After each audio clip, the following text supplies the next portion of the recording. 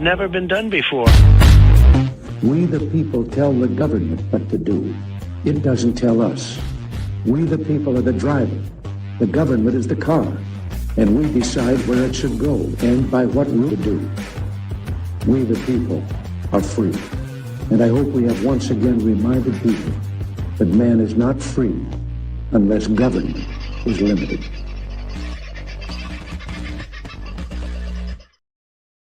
Well, g'day, folks. How are you? Back for the second time for the day. Managed to put the microphone in the right place, though you can't see it. Trust me, it's right here. And we're in for a very interesting chat tonight. Andrew first in the room tonight. Davo too. Well, a bit closer to airtime at about 5:15. Well done, mate.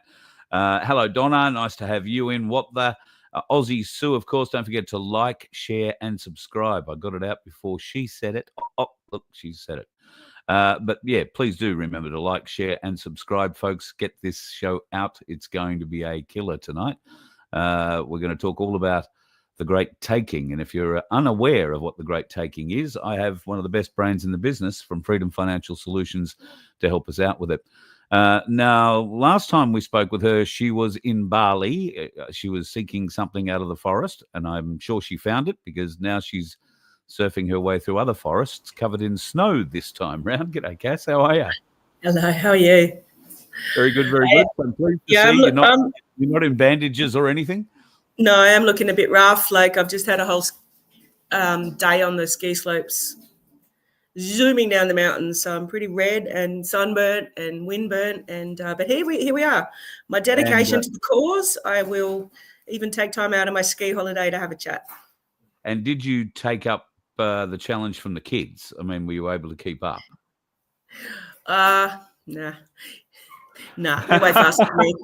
But I'm only like 30 seconds down the mountain behind them, so I'm doing pretty good for an old duck. You aren't doing too bad at all, and in fact, I'm just trying to find a video that you sent me today. I don't know that I can actually play it. It's the wrong format. I can't. So I was going to show them that they're doing pretty well. They're able to stay up. And you said you didn't fall over at all today, so congratulations. No, I pride myself on not falling. I don't like falling. I don't like pain. But, you know, I almost came a cropper at one stage at very high speed. Like it's called catching an edge, really high speed. I caught an edge and I thought, oh, shit.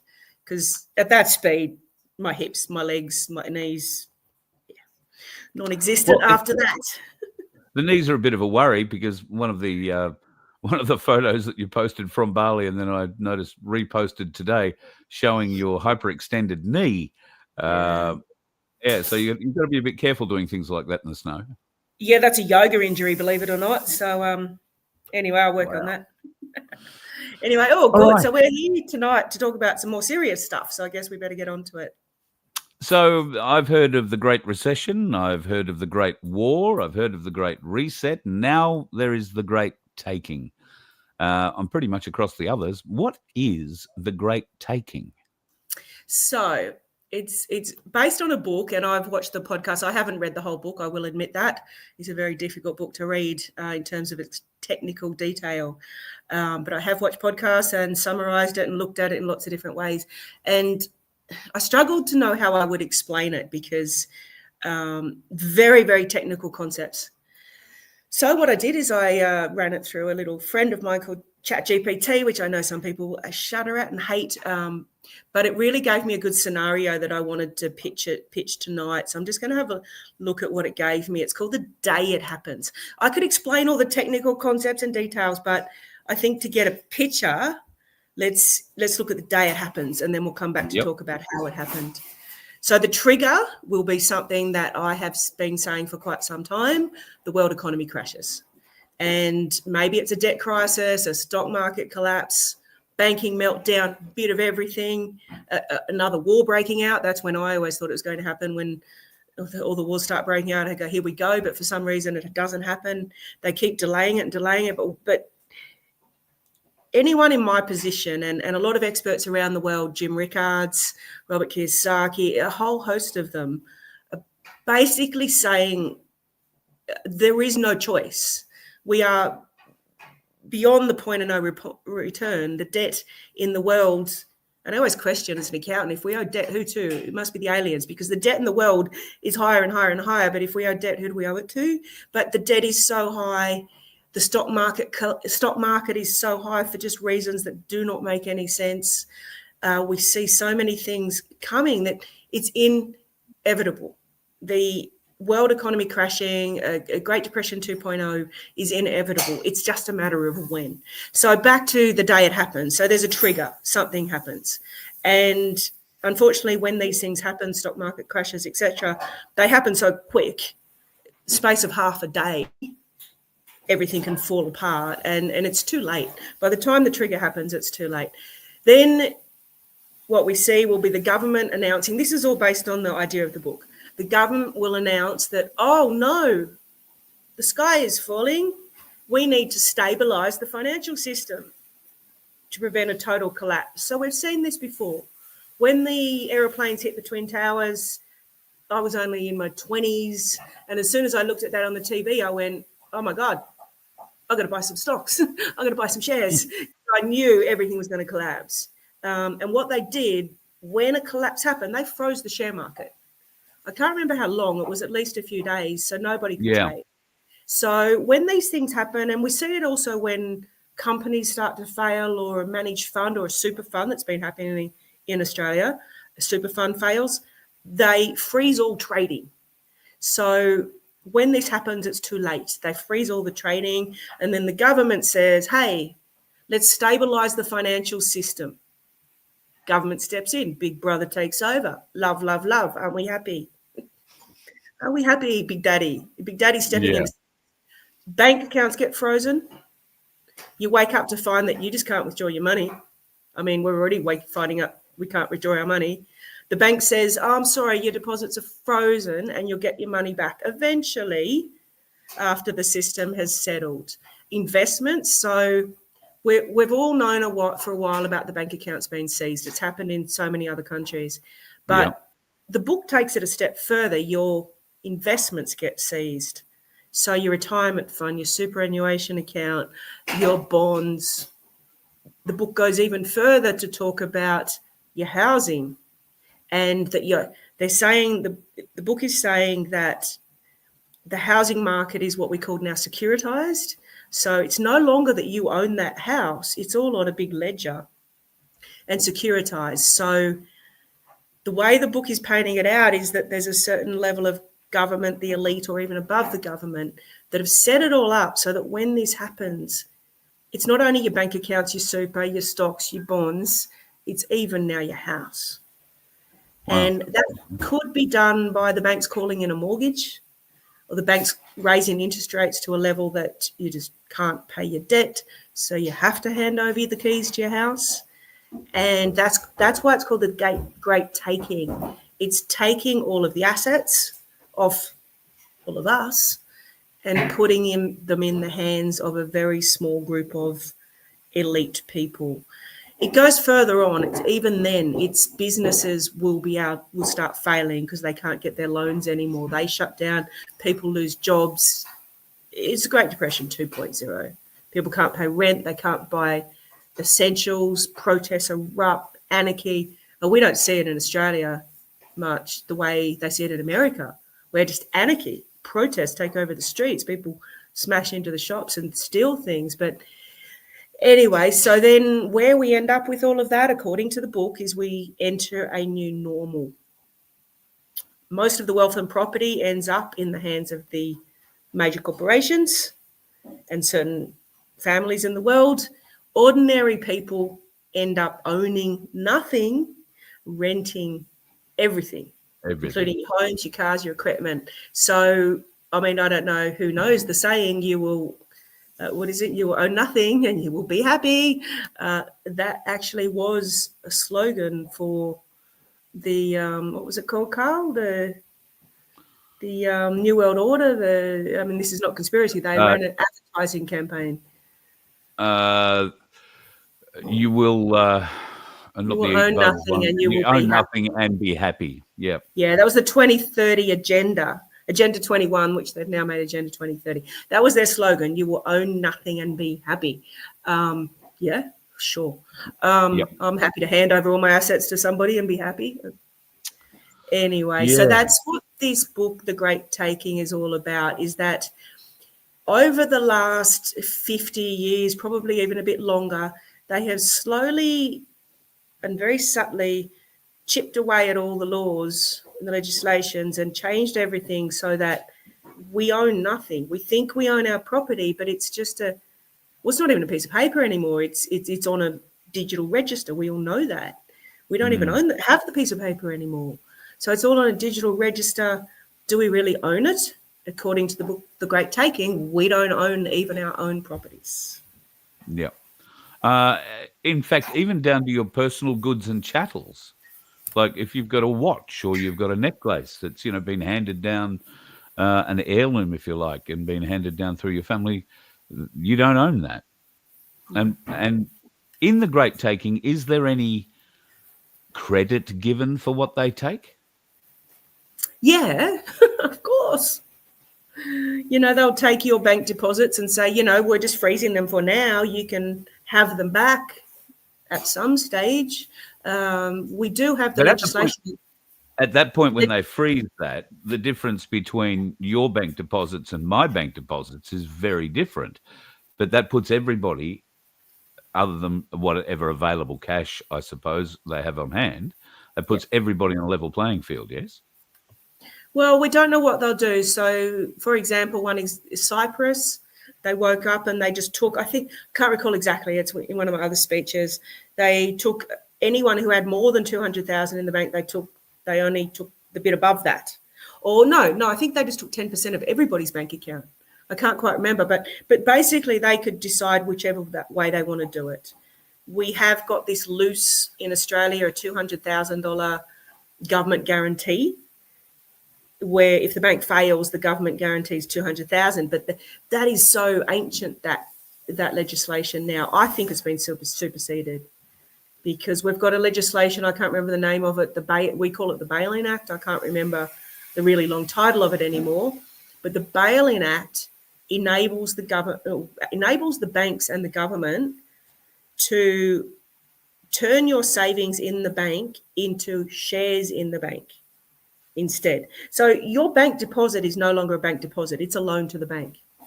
And when you make a loan to somebody, like let's just, you and me, Carl, I make a loan to you, and then all of a sudden you can't pay it back. There's not much I can do about it. No. So we've Other all than put out... take back whatever property or whatever I used the money to buy. And we haven't given any security. So we've gone, let's say you've got $100,000 sitting in the bank. You don't have any security. You've just put $100,000 in the bank. And then the bank says, oh, thank you for that. Sorry, we can't pay you that back at the moment. Sorry about that. But we're going to give you shares, or we're going to give you this little IOU paperwork.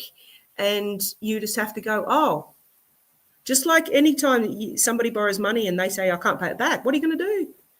You're at the whim of them, and you've just got to sit and wait. So that's the scenario. The banks say, no, sorry, we have to keep your money. And I think I've spoken about this at length, and people may remember me talking about it before, that the legislation, the Bail-in Act, enables the banks to do that. It's in legislation. There were certain parties, Pauline Hanson's party, who stood up against it, but they tried to get bank deposits excluded, but they couldn't. So basically there's already legislation in Australia that enables the banks to take all your deposits. Okay. Now when you say all your deposits, does that cross all currency denominations, like not just your cash, what you've got in the bank, but could they come and take your silver stack or your gold stash? No. And so that's where we get onto the positive side. So let's just finish on the painful picture is they can take your bank deposits, they can take your shares, they can take your super, they can take your property, bonds. So there's a really common theme between all of those asset classes, Carl. What is it? Government control. Digital. Digital. Yeah. They're all digital. Yeah. So the book, The Great Taking, it's a scary read. And when you listen to his podcasts, it's a scary scenario.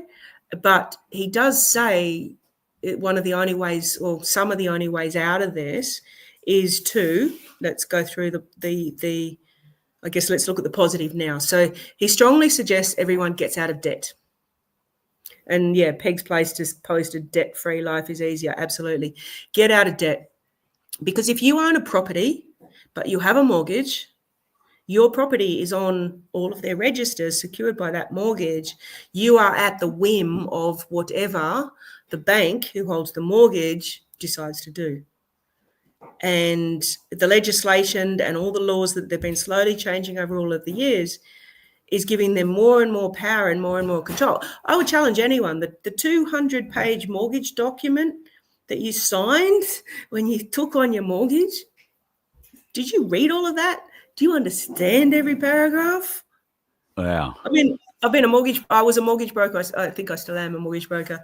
I was for 25 years. I don't think I even read a mortgage. You basically have to sign the document if you want the money. But so what the book of The Great Taking says is that over the course of all of these years, they have been slowly changing everything so that when they're ready to enact their plans, all of the fine print in the mortgages enable them to take your property. So back to the positives. Get out of debt, if at all possible. Get out of debt and own your property outright. Some people out there listening will just be going, well, how is that possible? I have had a lot of clients over the last 2 to 3 years that have got themselves out of debt. They've given up on the multi-million-dollar mansion in the zoning that the kids' school goes to and all the private school. They've given up on that and just gone, I'm selling the home and buying a camper van and traveling Australia and homeschooling my kids. But that may seem like an extreme step, but I can tell you, the people that have done that, my clients, are happier than any of my other clients that are struggling with debt. And oh my God, I've had one client, oh my God, we can't pay the mortgage. We're working 3 jobs. We don't have any time with our kids. We're stressed to the max. Our marriage is falling apart. The kids are acting out. But, you know, we have to keep paying this mortgage because we have to be in this $2 million home 2 kilometres from the best private school in Sydney because we have to do that. I'm like, really? You really have to do that? It's your choice. It's your choice. On the other hand, I've got clients who are traveling around Australia and a Winnebago and they're happy as Larry. So, all right, the advice in the book is get out of debt. Get out of debt if at all possible. If it means downsizing, if it means selling the investment properties, get out of debt. And then his other suggestion is get cold, hard, physical assets, gold and silver. So back to Carl's question, the digital, everything that they can take is everything that's on a digital register. If you go and buy physical gold and silver from anyone really, but also from our mates at Ainsley Bullion, physical gold and silver, you hold it in your hands. I normally have a prop where I show you a piece, but I'm at the snow. If you hold that physical gold in your hand and bury it in your backyard or put it under your bed or put it wherever, no, they can't take it. The Great Taking cannot take those assets. This might be the ideal time to show people our little Voice of Freedom 1 ounce little holders. Hide them anywhere, in a pocket, take them with you anywhere. Very useful with the world crashing. You know, those little 1/10 of an ounce rounds will be very useful indeed. And when you look good for trading, Carl. When they go up in value, that'll be, you know, a cup of coffee, a dinner, or whatever it is. So yeah, so the book of The Great Taking, it's very scary, but the end suggestions: get out of debt, get physical assets like gold and silver, and then his final suggestion, and this is the interesting one that I guess might lead into other topics, Carl, about what's going on at the moment in the world or in Australia. So his other suggestion is to wake people up, but to get to the point where we're waking people up in high levels of government and high levels, because there are people in the government, there are plenty of public servants, maybe even politicians that are now looking at all of this and going, hang on a sec, I don't want that future for my kids. We need more people to stand up, and we need more people in higher levels to stand up, because everybody, a lot of us watching this show tonight, we are just seen as conspiracy theorists. Yeah. But what's happening in this book, yes, it could easily be labelled a conspiracy theory, but is it? They have put all the mechanisms in place to do this. And what he talks about gets quite scary, that within minutes, maybe not minutes, but within hours of a financial collapse, they have now set a whole worldwide transfer system where all of our assets, super, property, everything gets transferred onto a worldwide digital system. They have set that in place. That is a fact. Why we've got the Bail-in Act in Australia? Why do we have these law changes that enable the government to do this if they're not planning to do this? Is it really? Is this just a safety? This is a safety net just in case? Well, that just in case scenario seems to be, and we know that the government has done modelling on what happens when the US stock market crashes. Not if, but when. Yes. So, yes, they've run scenarios, just like they ran scenarios for COVID just before it happened, but let's not go there. They've run scenarios on what happens in the event of a worldwide economic crash. They're already planning for it. They've got the legislation. So gold and silver, physical assets, maybe even cash under the bed, although cash may become defunct. One big tip I'd like to give people that came to me a while back is as a tax accountant and mortgage broker and property specialist and everything I used to recommend that people always held money in a mortgage offset account. So for those that know what I'm talking about, you'll know a mortgage offset account was fantastic. I won't go into all the reasons why. One day I woke up and went, nah, not anymore. If you've got all your savings in a mortgage offset account, that's a bank account they can seize. So the whole idea is a mortgage offset. Let's say you have $200,000 in savings in a mortgage offset. It offsets your $500,000 loan. So you pay interest on only $300,000. But you've got $200,000 sitting in a bank account that they could seize, and then your mortgage is still $500,000. I woke up one day and I realised that, and I just closed all my offsets account and transferred the savings in the bank onto the mortgage to reduce my debt. That is not what a general tax accountant would tell you, and I don't like actually saying it, so it's not tax advice. It's not the best tax thing to do. But in preparation for what's coming, it certainly may be the best thing to do, and it's what I did myself. And these are the sort of scenarios that at Freedom Financial Solutions, if you book private appointments with me, we can just look at your whole scenario and go, well, yeah, move that, change this, sell that. It's not financial advice. It's just my opinion after 30 years as a tax accountant, mortgage broker, financial planner, real estate agent, everything else I've been. So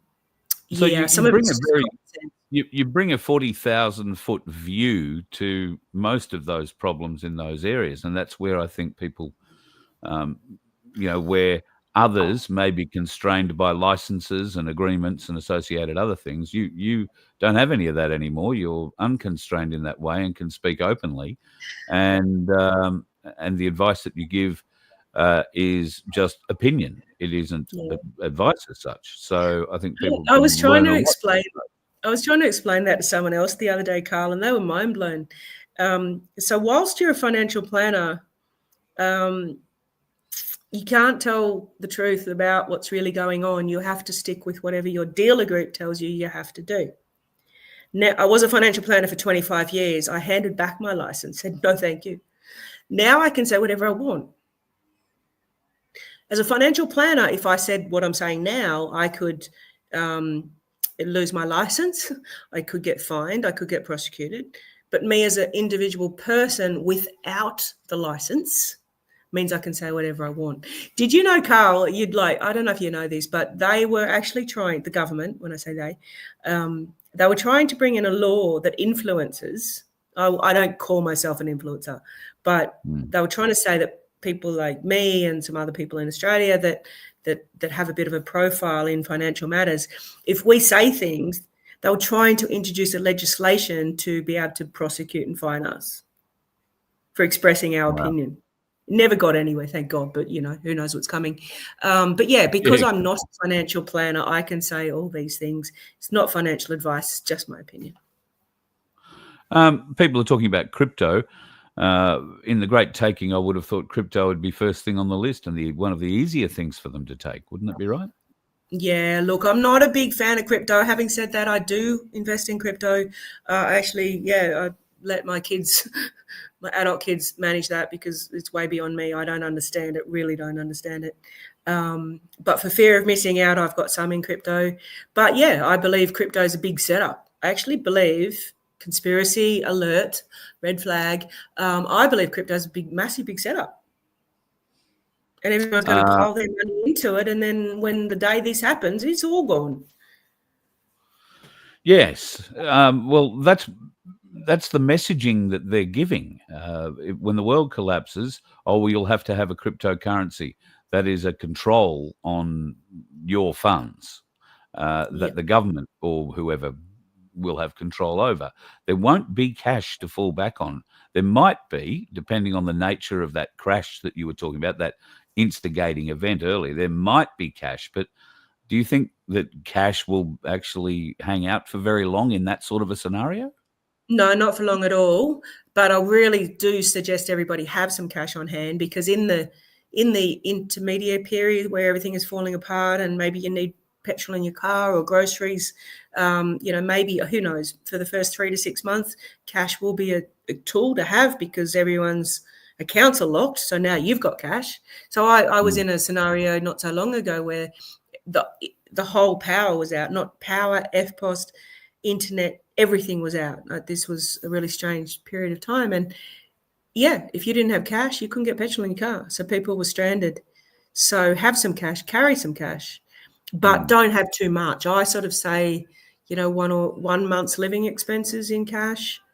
It's going to look like I'm continually coming back to plug this, but what you bring up is a very good point.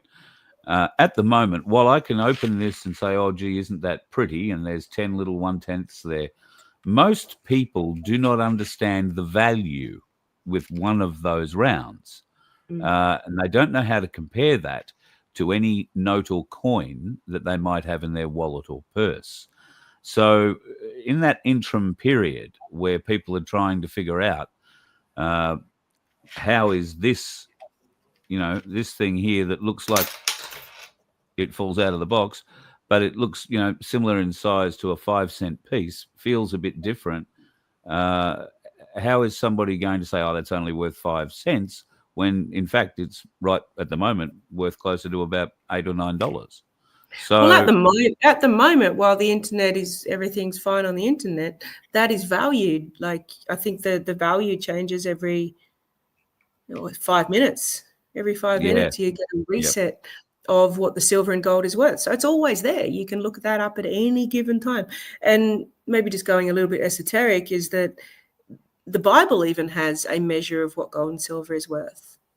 So I do have some believers who promote that when everything goes to shit, gold and silver will actually be worth what the biblical reference is to how much gold and silver is worth. And if that is the case, silver will skyrocket by tenfold. So given the great taking has already been taken, a lot of the wealth has already been taken by those elites that are going to wind up inheriting everything at the moment. How is this going to balance out? Are we waiting for somebody to expose those elites to give that money they've already taken back to the people? How's that going to work? Who knows, Carl? That's all up to us. People like you and me have been trying to get people to stand up for years, and and it's in the book, The Great Taking. If enough people stood up and put enough pressure on the people in power, so the people in the government, as I said, some of them, like a large percentage, probably 95% of government employees, are just like you and I. And when they actually understand what's really going on, are they really going to keep doing what they're doing in their job? Like, I left the tax department 25 years ago. I can't even count now, because I could not deal with what I could see going on. And yeah, the book, The Great Taking, says that when enough people, even in those high levels, start waking up and going, hang on a sec, this is not really what I planned for my children and my grandchildren, and no, I don't want this, then maybe they will stand up. And then if it's not them, then it's maybe the men on the white horses. We're still waiting for them, aren't we? Yes, and I'm led to believe, and I do believe, that there is evidence of that happening on a daily basis almost in America at the moment. Somebody popped up in the chat there before. The American currency is expected to fall over in the next 3 weeks, and maybe you can explain, because you understand these things a little better than me. Trump at the moment, with tariffs and unbelievable figures in some cases for tariffs, 145% or on this or that. How is this protecting the US dollar against the pressure it's feeling from the BRICS nations and the other global pressures on it at the moment? Yeah, absolutely no idea, Carl. You should have warned me about that question. Sorry, I only thought of it as we were talking about it. Yeah, I look, everything I see on Trump these days, I just flick straight past. I don't want to get involved, because it seems to change every bloody week anyway. And he announced a big tariff on gold that seemed to be absolutely going to shoot gold up, and then I don't know how many, it was within 24 hours he retracted it. So it's like, yeah, I don't. It's a common question we get about, what will this legislation, what will this proposal, what will this do? I sort of wait till it's in place before I really start turning my attention to it. So with the tariffs, who knows? I just think it just adds to the world instability. Every single day I think what is more notable is what he's doing with, isn't he calling in the National Guard to... Yeah, Washington, D.C. being federalized, and having the National Guard on the streets, apparently on the streets as of last night, our time. They're not patrolling the streets, but they are parked up at key locations. And there has been an awful lot of flashing official lights in cities around America, with certain Secret Service and other agents arresting a lot of people. So a lot of those people might find themselves in Washington under the protection of the National Guard in the near future. Fingers crossed. So yeah, it's some crazy. of those moves, every day there's more craziness coming out of America. And anyway, continue. Sorry. Okay, well, let's get back onto our call for tonight. You've mentioned a few ways that you can protect yourself in the way of a great taking, but gold, silver, precious metals, I would suggest, is probably a good way to go, because you can hang on to them, and history has shown. You're referring to the biblical tales of gold and silver.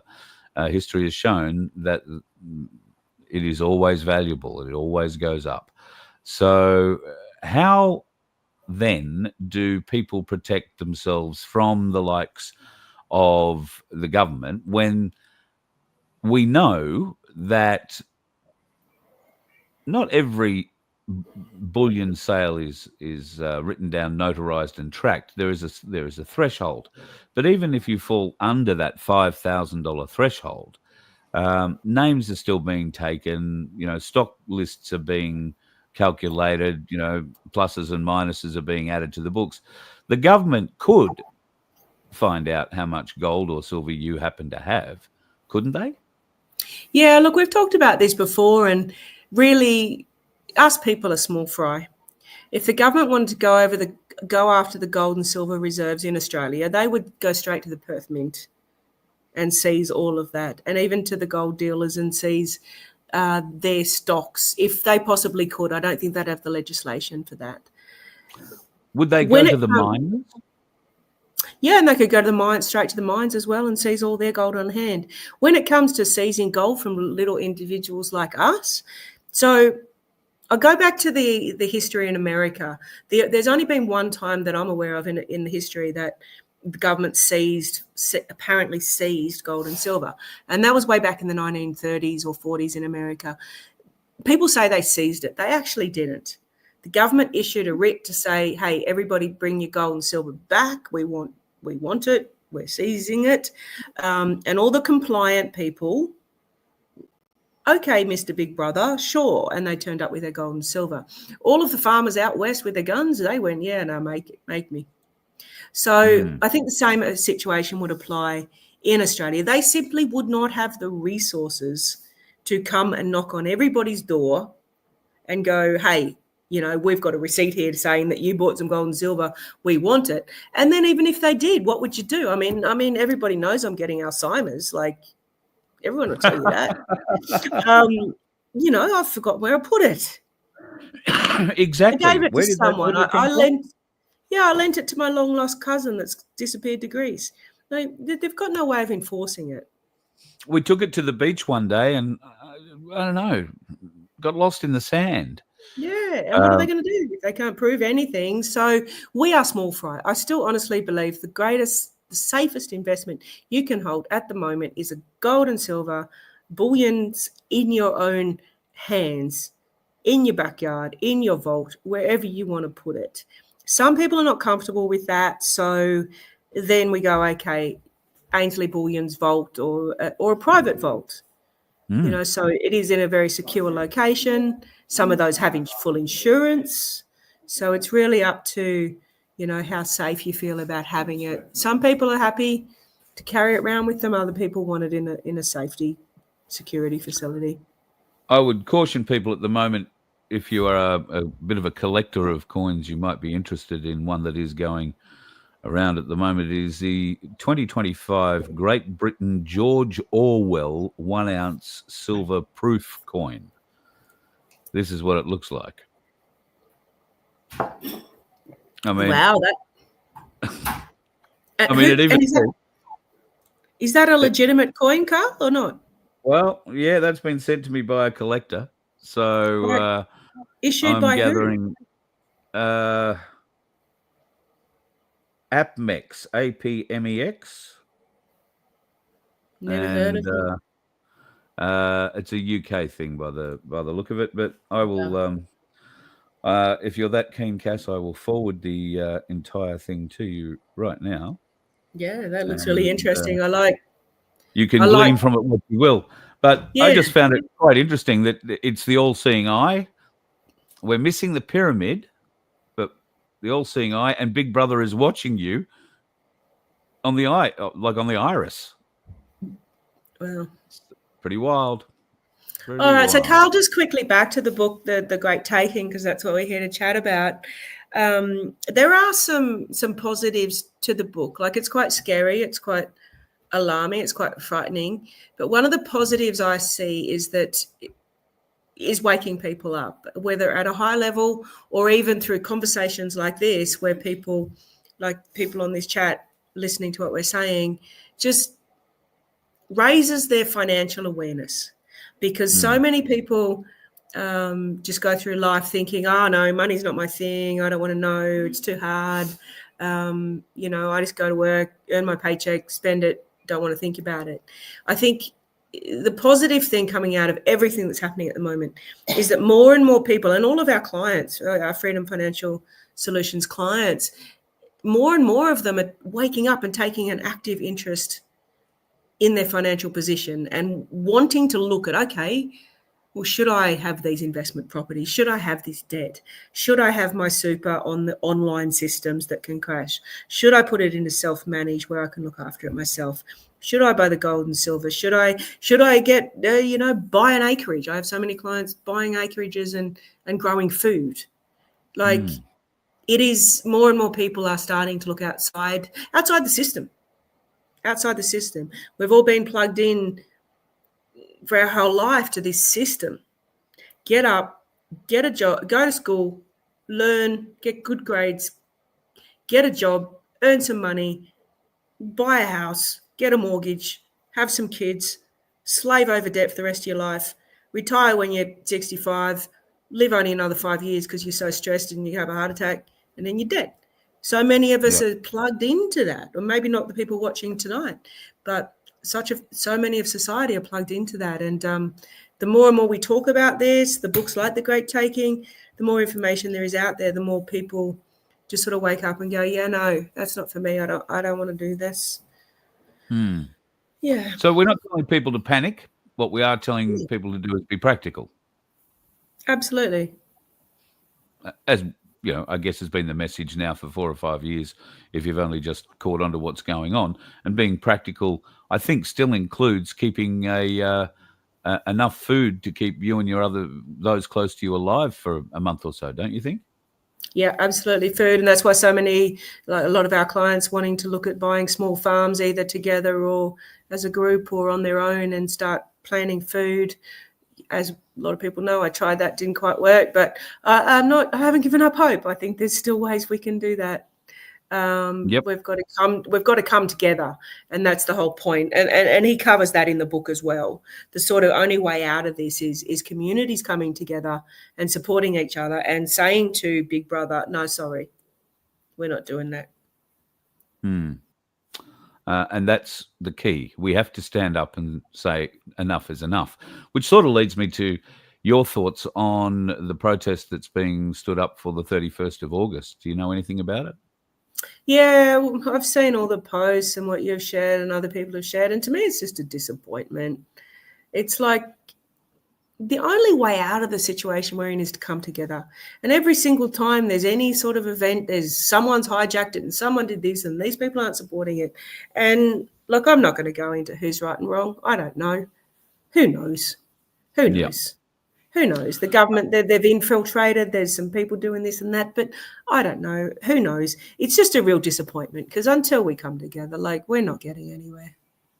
I notice now there is a narrative coming out from the crew that usually put these sort of events together, Tricky in Queensland and co down south. They're now planning an event that will be organised the right way. It will have speakers and it'll all happen in September. That's the latest I've heard today. But to me, that's just the same old, same old. The reason people are so freaked out that they don't know who's going to be speaking at these events around the country is because the people who provide the stages and the microphones usually get to control who does the speaking. And that's why a lot of people are not welcome. Ricardo was a great example of it. He was not welcome on most people's stage, and they flexed by saying, Ricardo could say, listen, there's a lot of people here to hear me. And they would say, well, we paid for the microphone, we paid for the stage, you're not getting on either of them. And he had no comeback. This is how they exert control. And the same old group is coming back out to the fore for a march that'll be more about Australia than anything else before. But you know, it'll have political backing, political speakers, because have no doubt it's political parties that provide a lot of the money for those stages and the sound equipment and everything else. So so that's, you know, the latest news on that. And yeah, it's a bit disappointing. I think the Australian, what are they calling themselves? The Australian Civil Army, no, I think it's Army. Don't think it's militia. Yeah, don't say militia. It's a bad word. I think the Australian Civilian Army have claimed ownership of this event now. And I've watched a couple of the videos that the fella has put out, and he speaks very, very well. And everything he says is, by and large, everything we are talking about and as Australians want for our country, for our children, for their future, and for our children's children's future. We are seeing that eroded. Now, it remains to be seen how badly eroded that protest will be on the 31st of August. So yeah, it's just a mess. I mean, it comes back to, I was arranging a protest on Budget Day when I was with Clive Palmer's party, and we arranged the Budget Day rally on the lawns of Parliament House, and it was going to be a massively big day, fantastic turn up. And then all of a sudden, people did exactly the same thing, said, oh, don't turn up. It's going to be infiltrated. There's going to be violence and people are going to get hurt. And destroyed the whole rally. For what purpose? Yeah. So it just disappoints me. And that's why I don't, you know, Carl, you've known me for a while now, and you've wanted me to get involved in some of the protests and things. And I simply won't, because, you know, we've been there, we've done that. Mary Jane, my business partner, we've done that. We've arranged big rallies. We've spoken on the stages. And to what purpose? So what we prefer is to be like what we're doing, running a firm and helping people financially prepare for what's coming, because now we've got a proactive solution. We can't change the world. Standing on a stage and running a rally, that's not going to change the world. But what we do, we can help people one by one, at least change their own situation, so that when whatever happens, they're in the best possible scenario. And the best way that people can get in contact with you if they have questions, and in fact, I think it was only last night or the night before I was talking about self-managed super funds. There is more pressure on another super fund in the country. It looks like it's going to bubble under. And people, unbelievably, hadn't heard that they could manage their own super. I was talking to two of them yesterday. So Freedom Financial Solutions obviously has been doing that now for some time, setting these things up, not in world record time, but you girls really know your shit and you're getting it done pretty quick. Yeah. So self-managed super fund is as simple as it sounds. It's self-managed. But you can employ people like us to actually do most of the management for you. There are things you will still need to do, paperwork you need to sign, decisions you need to make. But a self-managed super fund means you're controlling your wealth.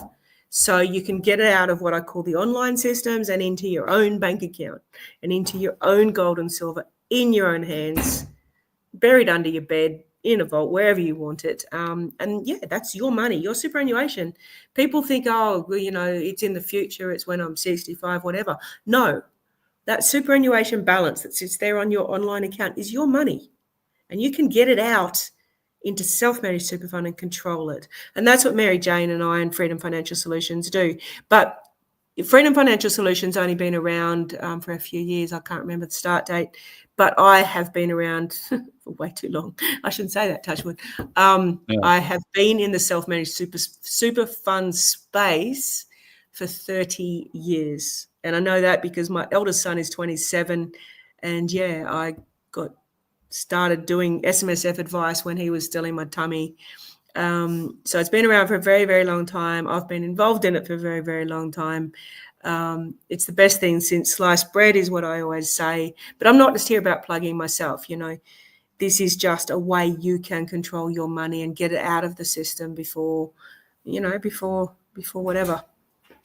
So freedomffs.com.au is the website people can go to. They can email me, carl@vofhq.com. I'll forward you directly to Mary Jane, who will put you in charge of or in touch with somebody on the team there that'll handle you pretty smartly. And the process is pretty easy and quick from what I remember. You get sent an email that has an information pack to it. You read that, tick the appropriate boxes, send it back, and the process begins. Is that right? Yeah, absolutely. You fill in a form, send it back to us, and the process begins. Like the quickest one we've done, I think Mary Jane said was 17 days or 21 days. That's really quick. Normally it's 4 to 6 weeks, 8 weeks. It really depends on how quick you do the paperwork and then how quick the exiting super fund. Some of them used to play real games with us. We even had one that took about 6 months, but that's sort of gone by the wayside. Like we've done a lot of this, so the super funds now know not to play games with us. We get our paperwork right, we send it in, and we get the money as quick as they will release it. Have you heard any problems of people trying to get their money out at retirement age from big super, not to turn it over into an SMSF, but to actually get access to it? Have you heard that there's been a bit of a slowdown in how they're processing that? No, haven't heard that yet, but it really wouldn't surprise me. Like the book, The Great Taking, that's exactly what it's about, is that, you'll go to apply for it when you meet the condition of release, which is after age 60 and leaving a job, and you go and apply for it and they delay it. That absolutely wouldn't surprise me that is coming. If you get your money into self-managed super fund, then you won't have that problem, because when you apply for your money from a self-managed super fund, you're applying to yourself. And then yourself says, yes, you can have the money. And then yourself transfers the money from the bank account in the super fund to your bank account. And you got the money, self-managed. As I said, best thing since sliced bread. And I'm not just saying that because we promote it. I've been doing it for 30 years. I've always felt that way. I got my own kids into self-managed super funds when they were only, I think, 3 and 4. Oh, wow. Yep. Wow. Okay. So I always only walk my talk. I will only ever promote something that I honestly 100% believe in. And SMSF, if I got my kids into it when they were 3 and 4, yeah, pretty much I show that I believe in it. Peg's asking about the costs for SMSFs. You guys are amongst the cheapest in the country for putting these things together, and you've got a difference too. I wouldn't actually say that, because there's a lot of cheaper ones online, but they are just an online process that we've had so many people go to the online one because it's cheaper, and then they end up coming to us and going, oh my God, it's been an absolute nightmare. It's been 6 months, 8 months, 12 months, and we still haven't got the money. So we're not the cheapest because we actually have physical, real staff in the office. We have real systems, we have real insurances, we have real people you can actually ring on the phone and say, hey, what's happening? So we're not the cheapest, but we're not the most expensive either. But the most important thing is we get the job done. We fight for our clients. For those that don't know, I've got a master's degree in tax, and I spent 11 years in the tax department, and I don't back down when they fight me. They used to fight me in the beginning of us SMSF setting up, but yeah, I fought them and said no. And now they pretty much leave our clients alone and get the setups done pretty quick. All right. Well, speaking of setups, you've got to go and dry your boots off, get your suit dry, and get your gloves warm for tomorrow's escapade on the slopes. I'll let you go off and have dinner with the kids. Yes, thanks for that. All right. Thanks for stopping in on your holiday, and stay safe on the slopes. Okay. We will. I don't fall. No. Touch wood. No. Okay, famous last words. Cass, live from the snow. She and the family having a ball. They usually have a snow holiday once a year, I'm told. And judging by the video, which I didn't have here to bring up and show you, but I might get it for tomorrow night, they know what they're doing. They've been on the slopes most of their days.